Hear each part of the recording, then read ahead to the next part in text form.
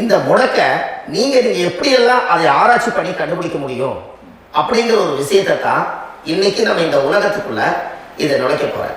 இப்ப அப்பா செய்த பாவம்னு ஒண்ணு இருக்குமில்ல ஐயா? ஆமாங்க ஐயா.